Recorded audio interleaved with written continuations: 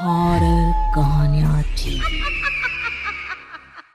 खून की प्यास पार्ट 2।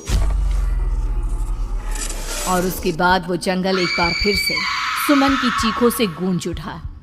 लेकिन आज की रात सुमन की चीखों को सुनने वाला वहां पर कोई भी नहीं था। अगर वहां पर कोई मौजूद था तो बस हरिया, जो कि अब एक भेड़िए में बदल चुका था। सुमन के बालों को पकड़कर घसीटते हुए वो जंगल के बीचों बीच एक जगह पर ले जा रहा था। अगली सुबह गांव में। अरे भाई, पता नहीं क्या बात है, अपने गांव का हरिया किसान और उसकी पत्नी सुमन दोनों गायब हैं। दोनों का कोई अता पता नहीं। अरे कैसी बातें कर रहे हो भाई, ये कब हुआ है? अरे पूरे गांव में खबर फैली पड़ी है। कल रात को दोनों खेत की तरफ जा रहे थे, लेकिन लौटकर आए ही नहीं। तो हो सकता है अपने खेत पर होंगे। पूरा गांव ढूंढ कर आया है भाई। जानते हो क्या मिला वहां पर? क्या हुआ भाई? क्या मिला? बताओ हमें, क्या मिला? अरे हरिया की पत्नी सुमन के कपड़े पड़े हुए थे।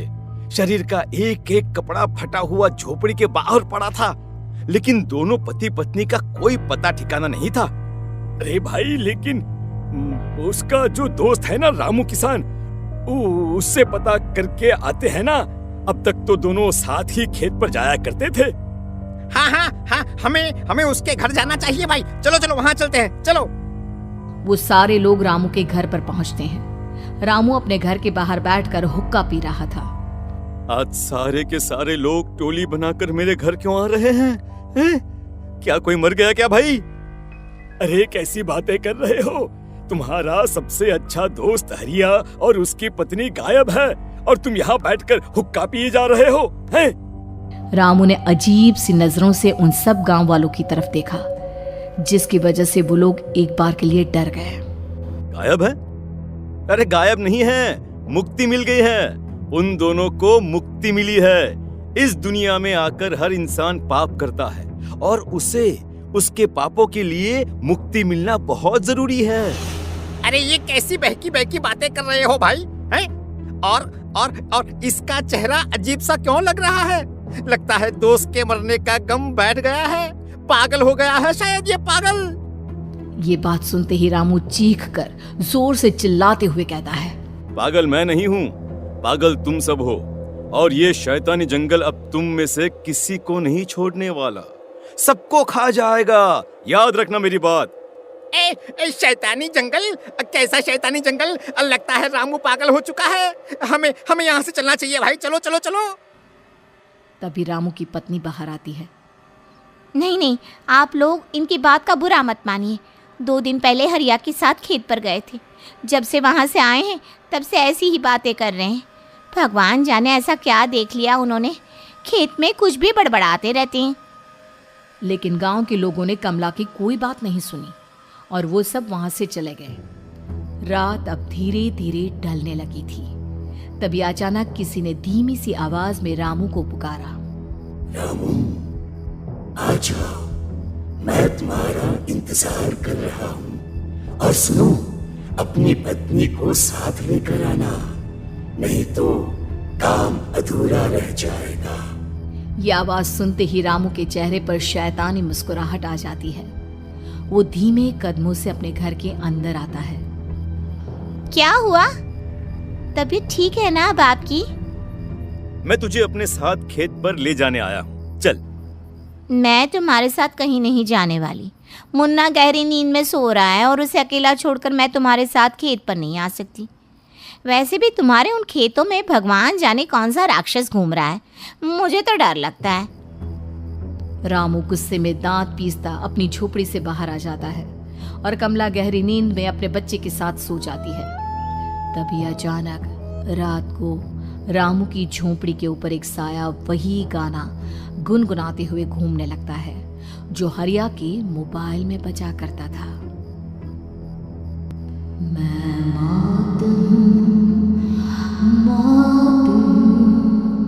मौत जो पसरी है चारों ओर, जो आएगी कहीं से भी निगल जाएगी सबको। मैं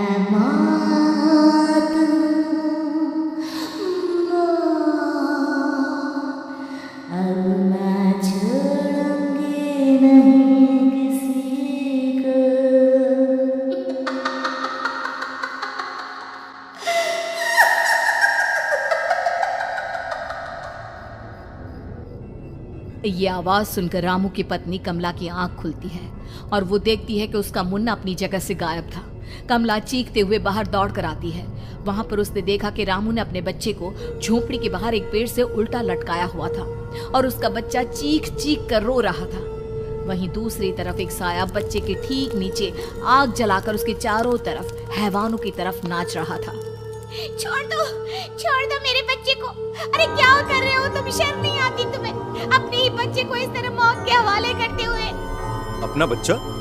किसने कहा ये मेरा बच्चा है? अरे ये तो उस रामू की औलाद है, इस गांव के किसान रामू की, और मेरी दुश्मनी इस गांव के हर इंसान के साथ है। क्या? कैसी बात कर रहे हो तुम? और ये औरत कौन है? ये मेरे बच्चे को खा जाएगी। तभी अचानक से उस साया ने एक बेहद खतरनाक दिखने वाली औरत का रूप ले लिया और उसकी आंखों से आग निकल रही थी। सही पहचाना तूने, मैं तेरे बच्चे को खा जाऊंगी। अगर तू अपनी इस हैवान पति रामू के साथ जंगल नहीं आए तो मैं तेरे बच्चे को खा जाऊंगी। लेकिन क्यों? आखिर क्या चाहती हो तुम मुझसे? मुझे जंगल क्यों ले जाना चाहती हो? औरत बुरी तरह से ठहाके मार मार कर जोर जोर से हंसने लगी और साथ में रामू भी। ये तो तुझे वहाँ चलने के बाद ही पता चलेगा ना। अगर तू नहीं आई तो थोड़ी देर में तेरा ये बच्चा आग में जलकर मर जाएगा। चल जल्दी। नहीं, मेरे बच्चे को छोड़ दो। तुम जहाँ कहोगे मैं तुम्हारे साथ चलने के लिए तैयार हूँ। और उसके बाद उस बच्चे को झोपड़ी में लिटाकर आगे आगे वो साया चल रहा था और उसके पीछे पीछे रामू अपनी पत्नी के बाल पकड़कर उसे घसीटते हुए जंगल की तरफ ले गया। जंगल में जाने के बाद, कितनी खूबसूरत हो तुम। आज की रात बस तुम और मैं एक दूसरे के साथ रहेंगे। मुझे तुमसे बहुत डर लग रहा है। तुम्हें क्या हो गया है? तुम तो बिल्कुल ठीक थे। वो होगा जो हमारे बीच होना चाहिए। तो आओ अपने आप को मेरे हवाले कर दो। कमला ने डर की वजह से अपनी दोनों आंखें कसकर बंद कर ली थी। रामू ने बुरी तरह से चीख कर कमला से कहा, आंखें खोलो अपनी और मेरी तरफ देखो। कमला ने जैसे ही अपनी आंखें खोली उसने देखा कि रामू एक खतरनाक खूनी हैवान में बदल चुका था। कौन हो तुम? जाने दो मुझे। क्या चाहते हो मुझसे? वही जो एक आदमी एक औरत से चाहता है। मैं तुम्हारा पति रामू नहीं, बल्कि इस जंगल का एक भेड़िया हूँ, और आज की रात तुम्हारे खून से अपनी प्यास बुझा जाऊं। और उसके बाद वो जंगल कमला की दर्दनाक चीखों से गूंज उठा। अगली सुबह कमला के कपड़े भी जंगल में उसी तरह पाए गए जैसे कि सुमन के पाए गए थे। इस घटना के बाद पूरे गांव में दहशत का माहौल था। अपने माँ बाप की मौत और गांव में हो रहे इस तरह की घटनाओं की खबर सुनकर किशन शहर से गांव लौट आया था। अपने माँ बाप की बेदर्द मौत की वजह से वो बहुत परेशान था। तभी अचानक उसे अपने घर में खाट के नीचे पड़ा हुआ वो मोबाइल फोन मिला जो उसने अपने पापा हरिया को गिफ्ट किया था। अरे कितने प्यार से पापा के लिए मोबाइल फोन लेकर आया था। इसे एक दिन भी काम में नहीं ले पाए। और आखिर कौन है जो गांव में इस तरह की हत्याएं कर रहा है? क्या है इन सब के पीछे? क्या है? मुझे पता करना ही होगा, वरना एक दिन पूरा का पूरा गांव खाली हो जाएगा। इस गांव में एक भी जिंदा इंसान नहीं बचेगा। गांव के लोगों की मदद करने के इरादे से किशन अपने गांव से दूर एक दूसरे गांव में बहुत बड़े तांत्रिक के पास मिलने के लिए गया। तांत्रिक बाबा, अब आप ही कुछ उपाय बता सकते हैं। भगवान जाने हमारे गांव को किसकी नजर लग गई है। नजर नहीं लगी है, किसी ने तुम्हारे गांव को बद्दुआ दी है। किसी सताई हुई आत्मा का प्रकोप है और अब वो पूरे गांव में किसी को नहीं छोड़ेगी जब तक उसकी आत्मा को शांति नहीं मिल जाती। अरे लेकिन ऐसा कौन है बाबा? किसकी आत्मा है और कैसे मिलेगी उसे शांति? मौत है मौत, कहीं से भी आएगी और सबको निगल जाएगी।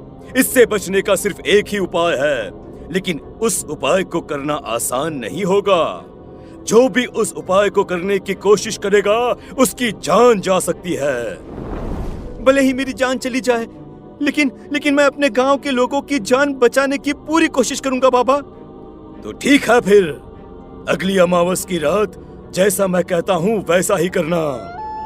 अमावस की रात तांत्रिक के बताए अनुसार किशन अपने साथ केरोसिन लेकर जंगल की तरफ चल पड़ा। उसके हाथ में देवी के मंदिर का सिंदूर भी था। किशन जंगल के बीचों बीच पहुंचा। ये देखकर उसकी आंखें फटी की फटी रह गई। वहां एक उबलते पानी का तालाब था और कई लोगों की लाश लटक रही थी। किशन के माँ बाप की लाश भी वहीं थी। माँ, बापू, क्या हो गया? ये क्या हो गया? तभी वहां पर एक औरत और आदमी आते हैं। उन्हें देखकर किशन चौंक जाता है। गोपाल काका, आपकी तो 5 साल पहले मौत हो गई थी। और निर्मला काकी, आप? मौत तो हो गई थी, लेकिन तुम ये नहीं जानते कि हमारी मौत कैसे हुई थी। क्या कहना चाहते हैं आप? कुछ नहीं, बस ये जान लो कि अब इस गांव में कोई जिंदा नहीं बचेगा। लेकिन क्यों काकी? क्योंकि 5 साल पहले इन गांव वालों ने मुझे डायन बताकर पत्थर मार मार के मार डाला। मेरी कोई गलती नहीं थी। गांव का एक बच्चा क्या लापता हुआ, सारा इल्जाम मेरी पत्नी पे डाल दिया। और जब मैंने निर्मला की जान बचाने की कोशिश की तो मुझे भी मार डाला। आपके साथ ये बहुत गलत हुआ काकी, लेकिन आप जो कर रहे हैं वो भी सही नहीं है ना? तुम यहाँ से चले जाओ वरना तुम भी नहीं बचोगे। हमारी आत्मा पिछले 5 साल से मुक्ति के लिए भटक रही है। चले जाओ यहाँ से। मौका देखकर किशन सिंदूर उन दोनों के ऊपर डाल देता है। उनका शरीर जलने लगता है और वो भयानक तरीके से चिल्लाने लगते हैं। अगले ही पल किशन उनके ऊपर केरोसिन डाल देता है और वो दोनों जल जाते हैं। किशन अपने माँ बाप और दूसरी लाशों का अंतिम संस्कार करवाता है और अपने घर लौट आता है। लेकिन वो अभी भी इस बात से अनजान है कि मोबाइल अभी भी बज रहा था। मैं मौत हूँ, मौत।